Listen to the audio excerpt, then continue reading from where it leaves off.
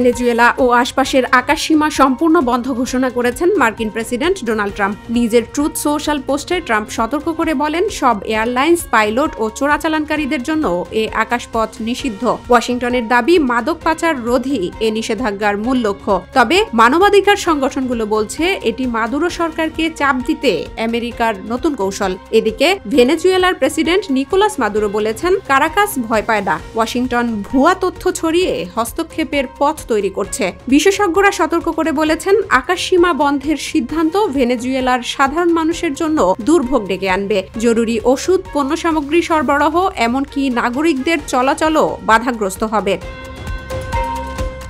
কৃষ্ণ সাগরে ইউক্রেনের দ্রুতগতির নৌড্রোনের হামলার শিকার হয়েছে দুইটি রুশ ট্যাঙ্কার, কাইরোস ও বিরাট। নৌবাহিনীর যৌথ মিশনে ব্যবহার করা হয়েছে সি বেবি নামের বিশেষ নৌড্রোন। ট্যাঙ্কার দুটি বিদেশে রপ্তানির জন্য তেল নিতে রাশিয়ার নভরোসিস্ক বন্দরের পথে ছিল।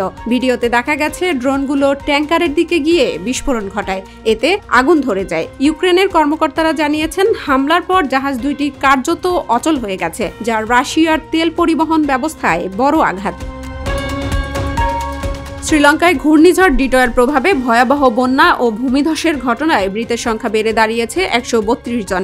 এখনও নিখোঁজ রয়েছেন 176 জন। পরিস্থিতি মোকাবেলায় দেশ জুড়ে জরুরি অবস্থা ঘোষণা করেছেন প্রেসিডেন্ট অনুরা কুমার দিশানায়েক। তিনি আন্তর্জাতিক সহায়তার আহ্বান জানিয়েছেন। টানা বর্ষণে 15,000-এর বেশি বাড়িঘর ধ্বংস হয়েছে। 78,000 মানুষ সরকারি আশ্রয় কেন্দ্রে আশ্রয় নিয়েছেন। সেনা, নৌ ও বিমান বাহিনী যৌথভাবে উদ্ধার কাজ চালাচ্ছে। হেলিকপ্টার ও নৌযানের মাধ্যমে 69 জনকে নিরাপদে উদ্ধার করা হয়েছে, যাদের মধ্যে একজন জার্মান পর্যটকও রয়েছেন। সবচেয়ে ক্ষতিগ্রস্ত বদুল্লা জেলায় সড়ক যোগাযোগ বিচ্ছিন্ন, খাবার ও বিশুদ্ধ পানির মারাত্মক সংকট দেখা দিয়েছে। বিদ্যুৎ ও ইন্টারনেট 1/3 এলাকায় বন্ধ।